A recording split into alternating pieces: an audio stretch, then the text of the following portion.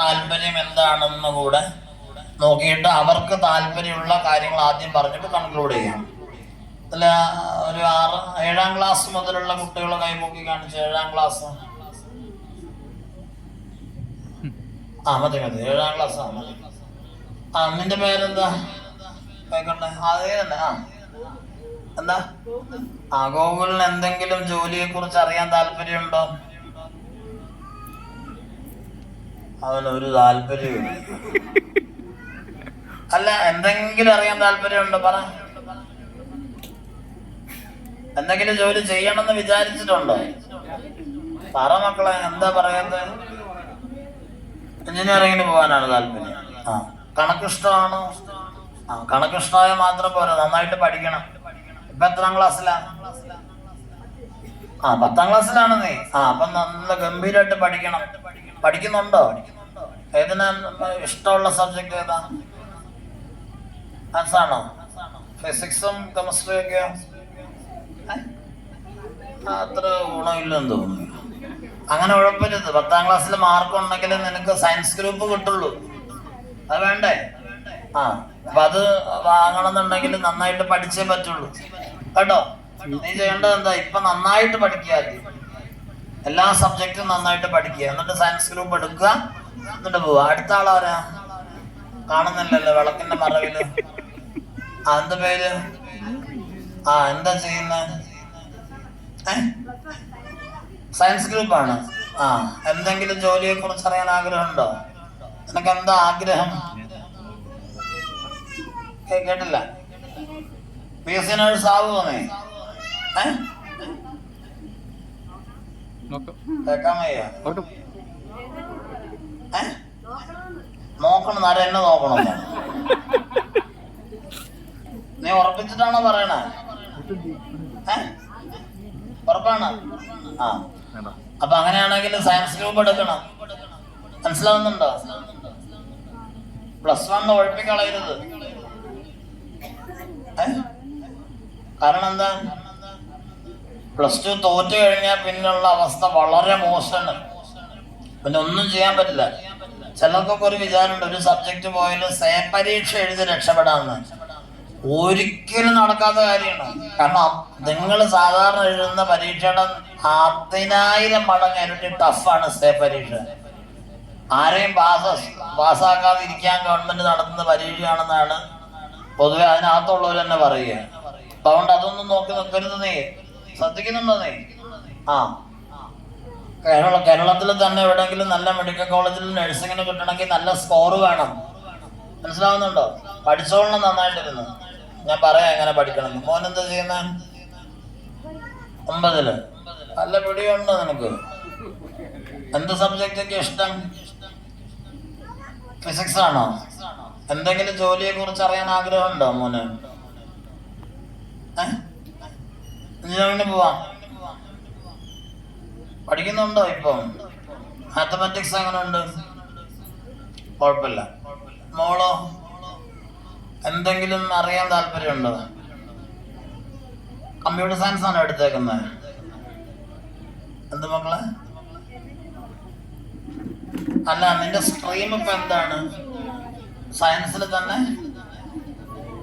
Computer science എടുത്തിട്ടാണ്. Computer സയൻസും പിന്നെ അല്ല, നിങ്ങളുടെ സ്ട്രീം വന്നിരിക്കുന്ന സബ്ജക്റ്റുകളെന്ന് പറഞ്ഞേ? ഫിസിക്സും കെമിസ്ട്രി മാത്സും ഇല്ലേ? എൻ്റെ കൂടെ എന്തുണ്ട്? കമ്പ്യൂട്ടർ സയൻസും ഉണ്ട്. അപ്പൊ നിനക്ക് എന്താ ആഗ്രഹമുള്ളത്? എഞ്ചിനീയറിംഗിന് പോകാനാണോ? ബിടെക്കിന് പോകാനാണോ? ബിടെക്കിന് കമ്പ്യൂട്ടർ സയൻസ് ആണ് ഇപ്പൊ ഏറ്റവും കൂടുതൽ ഇപ്പം 2ാമത് ബൂമിലേക്ക് വന്നിട്ടുള്ളത്. കാരണം എന്താണ്? ആർട്ടിഫിഷ്യൽ ഇന്റലിജൻസിന്റെ വരവോട് കൂടിയിട്ട്. മനസ്സിലായില്ലേ? അപ്പൊ നമ്മള് ChatGPT ഒക്കെ കണ്ടിട്ടില്ലേ? അപ്പൊ ChatGPT അധികം ഉപയോഗിക്കരുത്. ഇന്നിപ്പോ എന്നോട് ആരോ ഒരാൾ പറഞ്ഞതേ ഉള്ളൂ, ChatGPTക്ക് അടിപ്പെട്ടിരിക്കുന്നു, ബുദ്ധി പ്രവർത്തിക്കുന്നില്ലെന്ന് ആരോ ഒരാൾ പറഞ്ഞു. അപ്പൊ അതൊരാളല്ല, ധാരാളം അധ്യാപകർ തന്നെ നമ്മളോട് സംസാരിക്കണം. അപ്പൊ അദ്ദേഹം ഇന്നിപ്പോ എന്നോട് പറഞ്ഞപ്പോ എനിക്ക് അതിന് വലിയ പൊതുവെയൊന്നും തോന്നിയില്ല. കാരണം ഇത് ഒരുപാട് പേരുടെ പ്രശ്നമാണത്. അപ്പൊ അതുകൊണ്ട് എന്ത് ചെയ്യണം? ഇന്റലക്ച്വൽ സ്കോർ ഉണ്ടാവണം. നമുക്ക് NIT ഫോക്കസ് ചെയ്ത് പഠിക്കുകയെന്ന് ചെയ്യണം.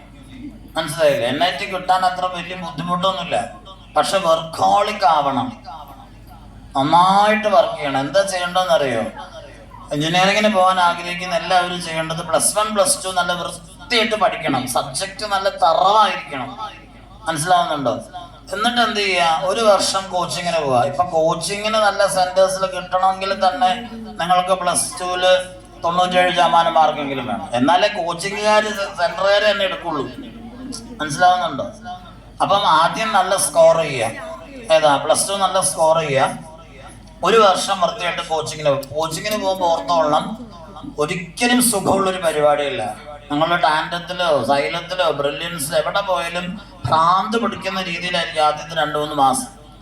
നിങ്ങളുടെ കൂടെ ഉള്ളവർ ചിലപ്പോൾ ഇട്ടിട്ട് പോകും, ചില അവർ തളർന്നു വീഴും, ചിലർ ഛർദ്ദിക്കും, ചിലർ ഭ്രാന്ത് പിടിച്ച പോലെ ഓടും. ഇതൊക്കെ എല്ലാ കോച്ചിങ് സെന്ററിലും കാണുന്ന ഡ്രാമാസാണ്.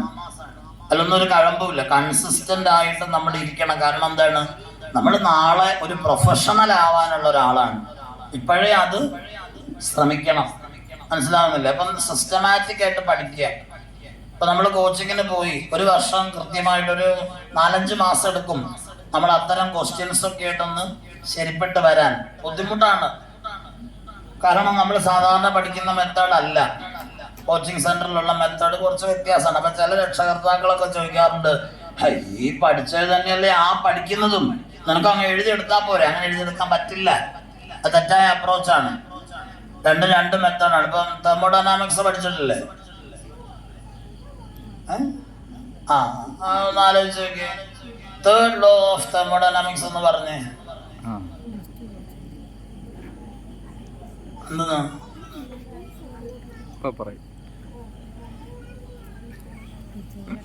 3rd law ഓഫ് തെർമോഡൈനാമിക്സ് എന്താ? അല്ല, ഇതൊക്കെ ഇപ്പൊ ഞാൻ നിങ്ങളെ ചോദ്യം ചെയ്യുന്നല്ല. നിങ്ങൾ തിരിച്ചെന്നോട് ചോദിച്ചാൽ എനിക്ക് അറിയാൻ പറ്റുന്നില്ല. ഞാൻ ചെറിയൊരു കാര്യം ചോദിച്ചെന്നേ ഉള്ളൂ. നമുക്ക് പെട്ടെന്ന് പല കാര്യങ്ങളും ഓർക്കാൻ പറ്റില്ല. ഞാനൊരു എക്സാമ്പിൾ പറയാം. ഈ ലോ വളരെ സിമ്പിളായിട്ട് എങ്ങനെ പറയാം, വളരെ ലളിതമായിട്ട് പറയാം. The entropy of the universe is always increased. അത്രേ ഉള്ളൂ. ഇതെന്നെ പഠിപ്പിച്ച ടീച്ചർ ക്ലാസ്സിൽ പഠിപ്പിച്ചതല്ല. ഞാൻ PC തോമസ് സാറിന്റെ എൻട്രൻസ് കോച്ചിങ് സെന്ററിൽ ആദ്യത്തെ ബാച്ചിൽ പഠിച്ച ആളാണ്. അവിടെ ഉണ്ടായിരുന്ന അധ്യാപകൻ എന്നെ പഠിപ്പിച്ച ഓർമ്മ എനിക്ക് ഇപ്പോഴും ഉണ്ട്. കാരണം അവരുടെ മെത്തേഡ് അങ്ങനെയാണ്. സാധാരണ രീതിയിലല്ല അവർ പഠിപ്പിക്കുന്നത്. അപ്പൊ നമ്മൾ എന്ത് ചെയ്യണം, ഇതും അത് ഒന്നാണെന്ന് വിചാരിച്ച് രക്ഷകർത്താക്കൾ ഇരിക്കരുത്. കോച്ചിങ്ങിന് പോവാ, വൃത്തിയായിട്ട് പഠിക്കുക. നല്ലോണം പഠിക്കാനുണ്ട്. ഒരു ആവറേജ് ഒരു 15 മുതൽ 16 മണിക്കൂർ വരെ നിങ്ങൾ അധ്വാനിക്കുകയാണെങ്കിൽ മാത്രമേ നിങ്ങൾക്ക് ഇപ്പൊ എവിടെയെങ്കിലും എത്താൻ പറ്റൂ. ബാക്കി എന്നാലും 8-9 മണിക്കൂറല്ലേ, 6 മണിക്കൂർ ഉറങ്ങാൻ ധാരാളം മതി. തിന്നാനും കുടിക്കാനും എന്റർടൈൻമെന്റിനും 3 മണിക്കൂർ. അപ്പൊ എത്രയായി? 6-3 കണക്ക് വലിയ വീടിയില്ലെന്ന് തോന്നുന്നു. 9. പിന്നെ ബാക്കി എത്ര മണിക്കൂറുണ്ട്?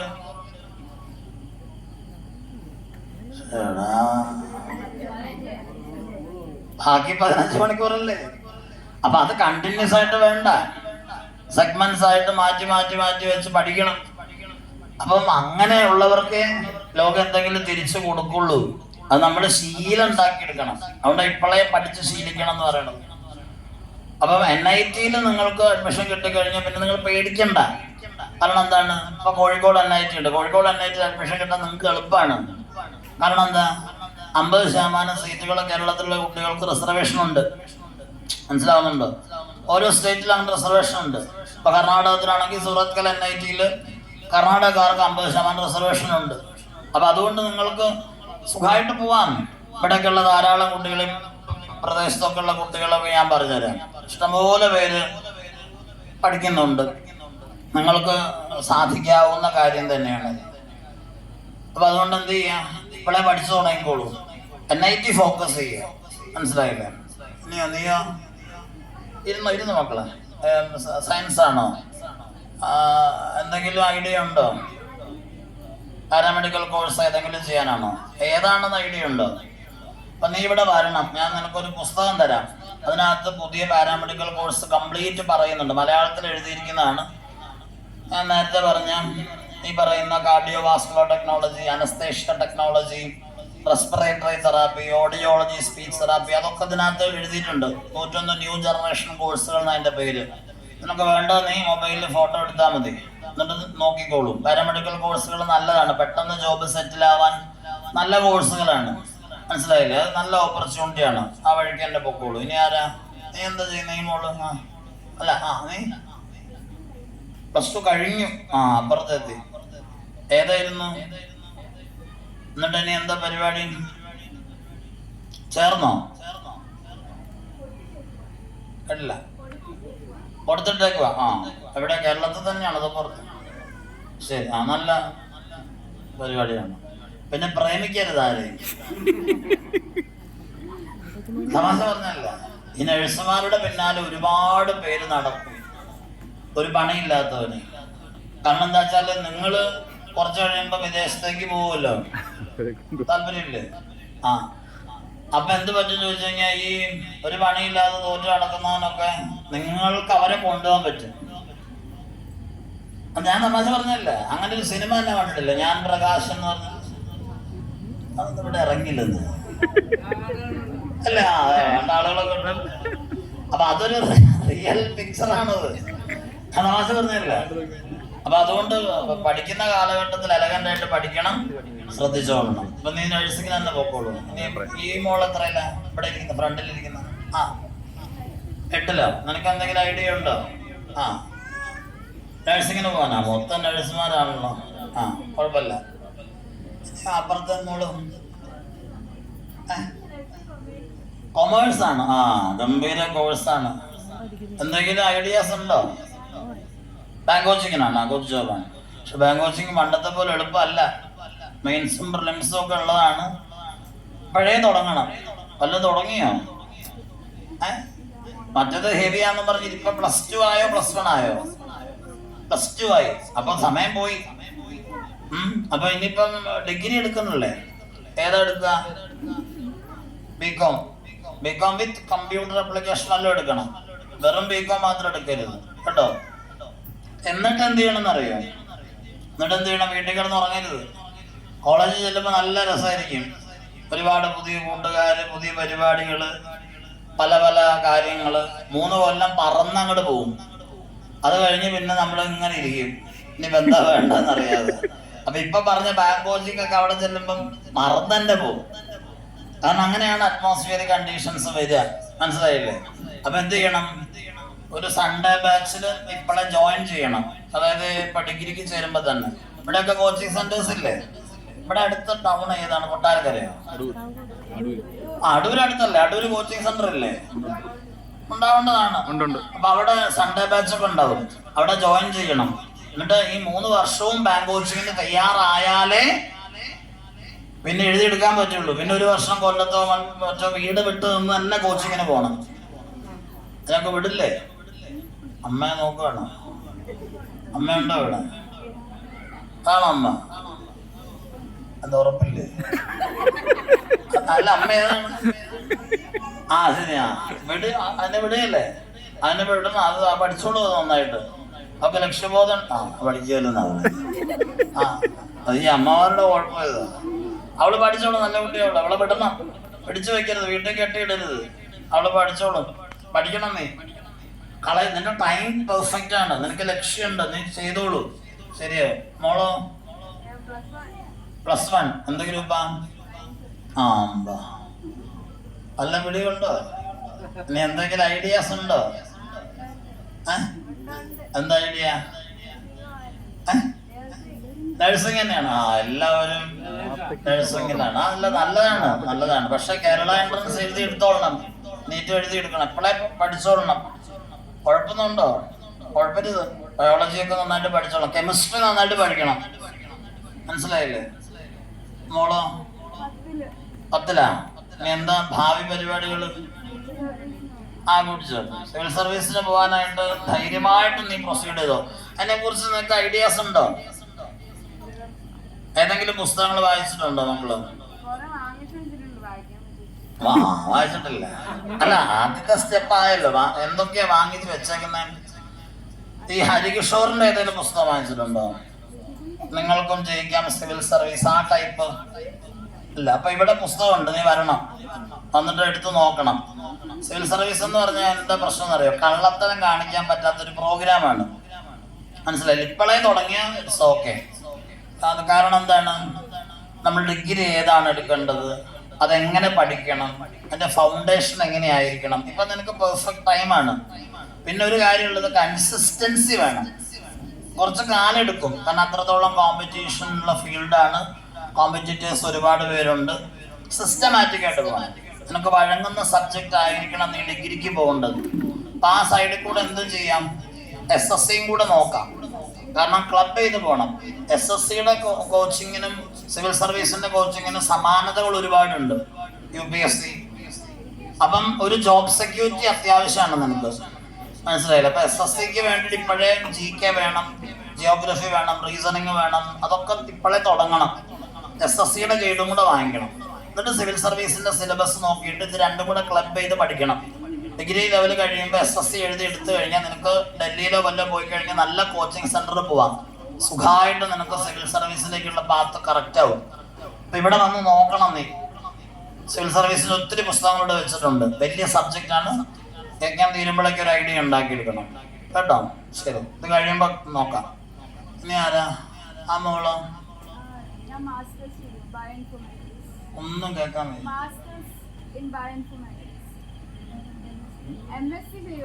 MSc ചെയ്യണോ? ആ, എനിക്കൊന്നും കേൾക്കാൻ പറ്റുന്നില്ല. ഏതിലാ ചെയ്യുന്നത്? അത് ആര് നിന്നോട് എടുക്കാൻ പറഞ്ഞു? സ്വന്തമായിട്ട് എടുത്തത്. എന്നിട്ട് എന്തെങ്കിലും ഐഡിയ ഉണ്ടോ?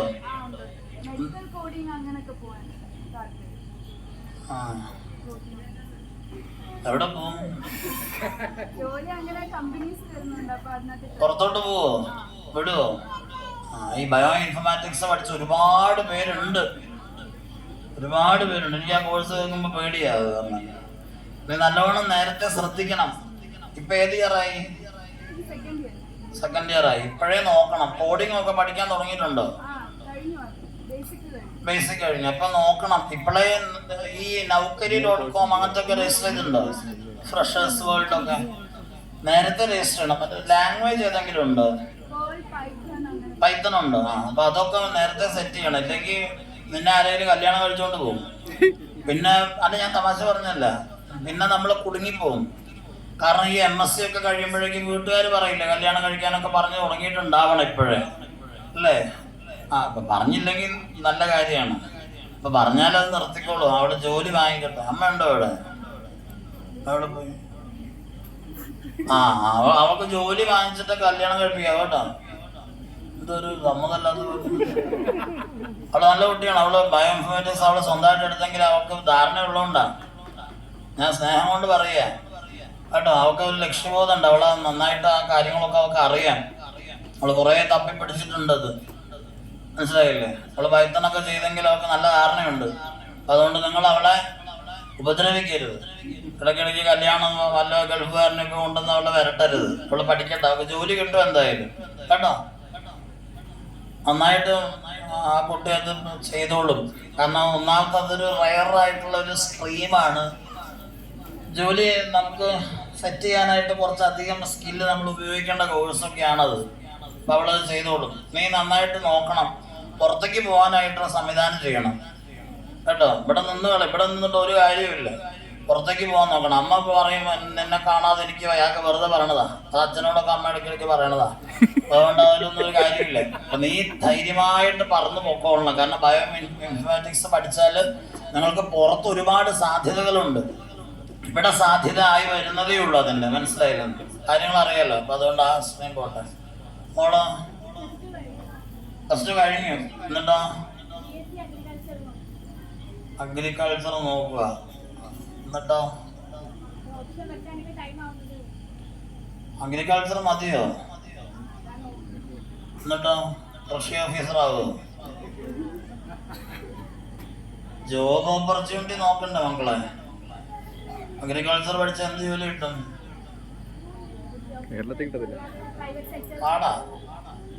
പാടാ. ഒന്നുകൂടെ ആലോചിച്ചിട്ട് വേണം വെക്കാൻ. കുറച്ചും കൂടെ വേറെ ഏതെങ്കിലും ഓപ്ഷൻസും കൂടെ വെക്കണം. നീ അഗ്രികൾച്ചർ മാത്രം പിടിച്ചോണ്ടിരിക്കരുത്. കാരണം ഇപ്പൊ അപ്പോയിന്റ്മെന്റ് ഇല്ല. അതുകൊണ്ടാണ് ഞാൻ പറയണേ, ബുദ്ധിമുട്ടാണ്. ഒന്നുകൂടെ ആലോചിക്കണം. അദ്ദേഹം ഡെന്റിസ്റ്റല്ലേ? എനിക്ക് പല്ല് ശരിയാക്കാനുണ്ടായിരുന്നു. എന്റെ പല്ല് മുഴുവൻ പോയിരിക്കുക. വീടിനടുത്തൊരു ഫ്ലോറൈഡ് കമ്പനി ഉണ്ടായിരുന്നു. പല്ല് മുഴുവൻ ദ്രവിച്ചു. പല്ല് ശരിയാക്കാനുണ്ട്. ഇന്നലെ കണ്ടത് നന്നായി. വർക്ക് ചെയ്യാണോ? നന്നായി. ഇനി ആരാ ഉള്ളത്? ഇനി ആരെങ്കിലും ഉണ്ടോ? പുറകിൽ ഏതെങ്കിലും കുട്ടികളൊക്കെ ഉണ്ടോ? ഇല്ല. അപ്പൊ ഇവിടെ ഉള്ള കുട്ടികളൊക്കെ അത്യാവശ്യം നല്ല ബോധമുള്ള ഞങ്ങള് അമ്മമാരാ തോന്നല്ലേ? അല്ല, അവര് നല്ല, നിങ്ങൾ പൂജ ചെയ്തല്ലോ, വളരെ നല്ല കാര്യം. എന്തെങ്കിലും ട്രൈ ചെയ്യുന്നുണ്ടോ?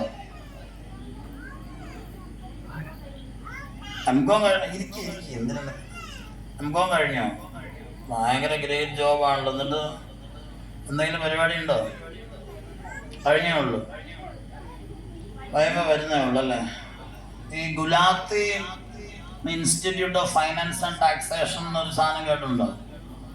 അങ്ങനെ സാധനം ഉണ്ട്. അതെന്താ വെച്ച് കഴിഞ്ഞാല്, ഗുലാത്തി എന്ന് പറഞ്ഞൊരു പ്രൊഫസറാണ്, ഇന്ത്യയിലെ ഏറ്റവും വലിയ വിഖ്യാതനായ ഈ കൊമേഴ്സിന്റെ ഒരു പ്രൊഫസറാണ്. അദ്ദേഹത്തിന്റെ പേരിൽ ഉണ്ടാക്കിയുള്ള സെൻട്രൽ ഗവൺമെന്റിന്റെ ഇൻസ്റ്റിറ്റ്യൂട്ട് ആണ് Gulati institute of finance and taxation. അപ്പൊ അതില് നിങ്ങൾക്ക് മണിക്കൂറുകളുടെ അടിസ്ഥാനത്തിലെ കോഴ്സുകളുണ്ട്. GSTയുടെ ഒക്കെ അവരാണ് ഓതറൈസ്ഡ് ആയിട്ടുള്ള കോഴ്സുകൾ ചെയ്യുന്നത്. അത് ഒന്ന് നോക്കിക്കോളൂ. കുറെ കോഴ്സുകൾ ചെയ്യാം. അപ്പൊ നിങ്ങൾക്ക് ഇവിടെ അടൂരോ പിന്നെ കായംകുളത്തൊക്കെ ചാപ്റ്റേഴ്സ് ഉണ്ടാവും. അവരുടെ ക്ലാസ് കണ്ടപ്പോ ഒരു ദിവസമൊക്കെ പോയാൽ മതിയോ മാസത്തില് ഇത്ര മണിക്കൂർ, മനസ്സിലായില്ലേ? അപ്പൊ അങ്ങനെ നിങ്ങൾ അത് കംപ്ലീറ്റ് ചെയ്താല് നിങ്ങൾക്ക് സർട്ടിഫിക്കറ്റ് കിട്ടും സെൻട്രൽ ഗവൺമെന്റിന്റെ. അത് ഒരുപാട് ഹെൽപ്ഫുൾ ആണ് ജോബൊക്കെ കിട്ടാൻ വേണ്ടിയിട്ട്. വേറെ എന്തെങ്കിലും നോക്കുന്നുണ്ടോ? നോക്കാം, വെറുതെ ഇരുന്ന് കളയരുത്. പറ്റും, പറ്റായികയില്ല. ഇപ്പൊ കഴിയുന്നുള്ളെങ്കിൽ നമ്മള് ട്രാക്കിലാണ്. അത് വിട്ട് കളയരുത്, മനസ്സിലായില്ല? വിട്ട് കളഞ്ഞാൽ പിന്നെ ബുദ്ധിമുട്ടാവും. പിന്നെ ആ ഒരു ഫ്ലോ വരില്ല, പിന്നെ വരില്ല. ഇപ്പോഴേ അത് ഏതെങ്കിലും ജോബ് അല്ലെങ്കിൽ ഈ CMA വല്ലതും നോക്കുമോ? CS ഒക്കെ പുറത്തേക്ക് പോകാനൊന്നും സംവിധാനം ഇല്ല. കൊച്ചു അത് മനസ്സിലായി. പുറത്തേക്ക് പോകാൻ പറ്റുമെങ്കിൽ ഈ CS US ഉണ്ട്. ഈ ശരിക്കും കമ്പനി സെക്രട്ടറി എന്ന് പറയുന്നത് ഈ US കോഴ്സ് വളരെ സിമ്പിളാണ്. മറ്റത് ടഫാണ്.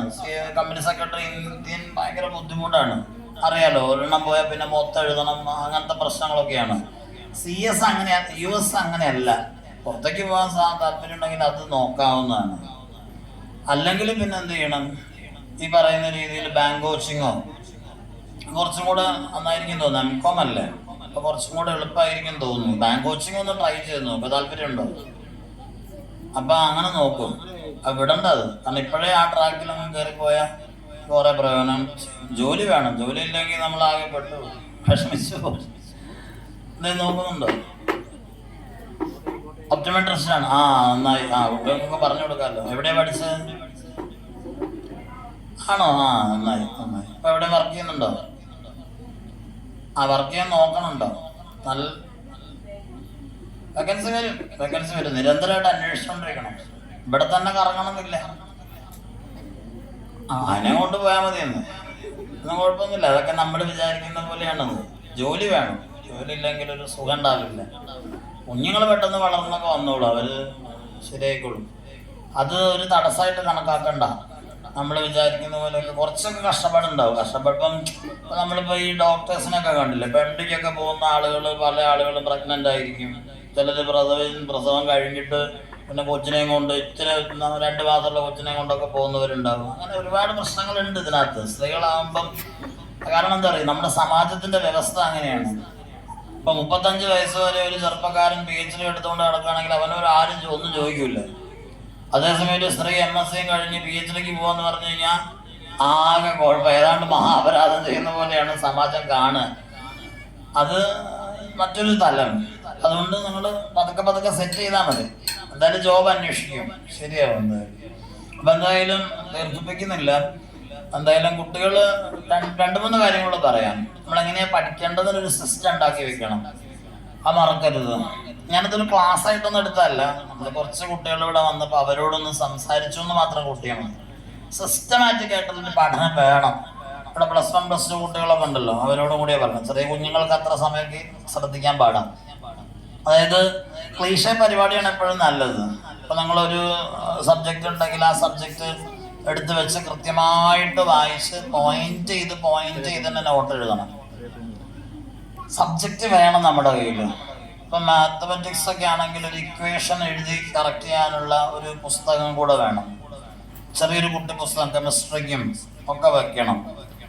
അപ്പം ചില ഇക്വേഷൻസ് ഒക്കെ ഇപ്പം ഇക്വേഷൻസിന് വേണ്ടി തന്നെ ഒരു ബുക്ക് വയ്ക്കുന്നത് നല്ലതാണ്, ഫിസിക്സിലും കെമിസ്ട്രിയിലും ഒക്കെ. ഇപ്പം വലിയ വലിയ ഇക്വേഷൻസ് ഉണ്ടല്ലോ, ചെറുതുമില്ലേ അല്ലേ? ഇപ്പം E=hν എല്ലാവർക്കും അറിയാവുന്നതാണ് അല്ലേ? അതല്ലാണ്ട് വലിയ വലിയ ഇക്വേഷൻസ് ഒക്കെ ഉണ്ട്. ഇപ്പം ഷൗഡിഞ്ചർ വേവ് ഇക്വേഷൻ ഒക്കെ ഉണ്ട്, പഠിച്ചില്ലേ? അതൊക്കെ ഉള്ളതാണെന്ന് എനിക്ക് തോന്നുന്നത്. ഞാൻ പഠിച്ചപ്പോൾ കണ്ടായിരുന്നു അല്ലേ? ഷൗഡിഞ്ചർ wave equation ∂2 ψ / ∂2 x² + ∂2 ψ / ∂2 y² + +2 ψ / ∂2 z² എന്ന് പറഞ്ഞു പോവുകയാണ്. അതൊക്കെ നമ്മൾ വായിച്ച് ഷൗഡിഞ്ചറൊക്കെ പ്രാഗി ഈ ചങ്ങാതി കാരണം നമ്മൾ വെട്ടു എന്നൊക്കെ പറഞ്ഞിരിക്കണ്ട. അറിയാൻ വയ്യാത്തവ അല്ലെങ്കിൽ മനസ്സിലാക്കാൻ പ്രയാസമുള്ളവ എന്ത് ചെയ്താൽ മതി? ഒരു ചാർട്ട് പേപ്പർ വാങ്ങിയിട്ട് അതിൽ എഴുതിയിട്ട് വീട്ടിലെ ഭിത്തിയിലൊക്കെ ഒട്ടിച്ച് വെക്കണം. മനസ്സിലായി? അങ്ങനെയൊക്കെയാ പണ്ടുള്ളവർ പഠിച്ചോണ്ട്. ഇപ്പോഴും പല വീട്ടിലൊക്കെ ചെല്ലുമ്പോൾ കാണാം, നല്ല പഠിക്കുന്ന കുട്ടികളുണ്ടെങ്കിൽ അവിടെ ഭിത്തിയിലൊക്കെ ഓരോന്ന് എഴുതി വെച്ചിട്ടുണ്ട്. അങ്ങനെ അത് നമ്മൾ കാണുമ്പോഴും പോകുമ്പോഴും വരുമ്പോഴും ഒക്കെ അത് കണ്ടുകൊണ്ടിരിക്കും. അവർ നല്ല മെത്തേഡാണ്, നല്ല കാര്യമാണ്. പിന്നെ ഈ ഇക്വേഷൻസ് ഒരു കളക്ട് ചെയ്തൊരു പുസ്തകമൊക്കെ ഉണ്ടാക്കി വെക്കുന്നത് നല്ലതാണ് എപ്പോഴും. മനസ്സിലായില്ല? അതൊരു മെത്തേഡാണ്. ഷാർപ്പാവാൻ നല്ലതാണ്. കാരണം ഇക്വേഷൻ നമ്മുടെ കയ്യിൽ ഉണ്ടെങ്കിലേ നമുക്കൊരു ആൻസറിലേക്ക് പോകാൻ പറ്റും. ഈ കോമ്പറ്റേറ്റീവ് എക്സാമിനേഷൻ്റെ പ്രശ്നമൊക്കെ എന്താ വെച്ച് കഴിഞ്ഞാൽ ഇപ്പം റിവേഴ്സ് ഓർഡറിലാണ് വരേണ്ടത്, ആൻസറിന് ക്വസ്റ്റ്യനിലേക്ക് വരണം. കാരണം ഇപ്പം നമുക്കിപ്പോൾ ഉള്ള പ്രശ്നം എന്താ വെച്ചാൽ ഇപ്പം സിവിൽ സർവീസിൻ്റെയും ഒക്കെ പ്രശ്നം എന്താണെന്ന് വെച്ച് കഴിഞ്ഞാൽ സാധാരണ ചോദ്യ ഉത്തരവൊക്കെ തന്നെ ആയിരിക്കും, പക്ഷെ അവരുടെ രീതികൾ ഡയറക്റ്റ് അല്ല. കാരണം എന്താ, ഒരു ചോദ്യത്തിൻ്റെ ഓപ്ഷൻസ് നമ്മൾ വല്ലാണ്ട് തറ പറ്റിച്ചു കളയും. അവർ ചോദിക്കുന്നത് എന്തൊക്കെയാണ്? എ ശരിയാണെങ്കിൽ ബിയും സിയും തെറ്റായതുകൊണ്ട് ഡി ശരിയാകുമോ? ഇത് നോക്കിയിരുന്ന് നമ്മുടെ സമയം മുഴുവൻ പോകും. അപ്പം അത് അറിയണമെങ്കിൽ നമ്മളത് വളരെ ഷാർപ്പായിരിക്കണം. ആക്യുറസി വളരെ പ്രധാനമാണ്. അതിന് സബ്ജക്റ്റ് വേണം നമ്മുടെ കയ്യിൽ. അപ്പം മാത്രമല്ല, നമ്മൾ ഒരു കള്ളത്തരം ചെയ്താലും പറ്റുമെന്ന് എനിക്ക് തോന്നണില്ല ഇതിനകത്ത്. അപ്പം ചിലതൊക്കെ ഓർത്ത് വെക്കേണ്ടി വരും. ഇപ്പം നമ്മൾ വിചാരിക്കും ഇതൊക്കെ എങ്ങനെയാണ് ഓർത്തിരിക്കുക അല്ല. ഇപ്പം മെഡിക്കൽ സയൻസ് ഒക്കെ പഠിക്കുന്ന ആളുകൾക്കാണെങ്കിൽ ഒരുപാട് ഓർക്കാനുണ്ട് അല്ലേ, ഒരുപാട് പഠിക്കാനുണ്ട്. അപ്പം ഞാനിതിൻ്റെയൊക്കെ ഒരു പുസ്തകം, ഞാൻ പണ്ട് ഈ പിന്നെ എഞ്ചിനീയറിങ്ങിനൊക്കെ പോയതുകൊണ്ട് നമുക്ക് ബയോളജിക്കാരുടെ ഒക്കെ പണ്ട് പുച്ഛായിരുന്നു, അങ്ങനെയാണല്ലോ പൊതുവെ. പക്ഷെ പിന്നെയാണ് ഈ മെഡിക്കൽ ടെക്സ്റ്റൊക്കെ എടുത്ത് വായിക്കാൻ സാഹചര്യം കിട്ടിയപ്പോൾ വായിച്ചു നോക്കിയപ്പോഴാണ് മനസ്സിലായത് എന്തൊക്കെയാ അതിനകത്ത് പറഞ്ഞു. ചില രോഗങ്ങളുടെ പേരൊക്കെ കേട്ടില്ലേ, വലിയ വലിയ ചില ആളുകൾ വിചാരിക്കില്ല, സിനിമയിലൊക്കെ ചില ഡോക്ടർമാർ വട്ടം ഡോക്ടർമാർ ഏതാണ്ടൊക്കെ മനസ്സിലാവാത്തൊക്കെ പറയുന്നത്, അതൊക്കെ ഉള്ളതാണ് ശരിക്കും. നമ്മൾ വിചാരിക്കുന്നതൊക്കെ ഇല്ലാത്തതാണ്. ഇപ്പോൾ രോഗത്തിൻ്റെ പേരൊക്കെ കേട്ടാലും ഉദാഹരണം പറഞ്ഞാൽ ഫൈബ്രോ ഡിസ്പ്ലോസിയ ഓസിഫിക്കാൻസ് പ്രോഗ്രസീവ ഒരു രോഗത്തിൻ്റെ പേരാണ്.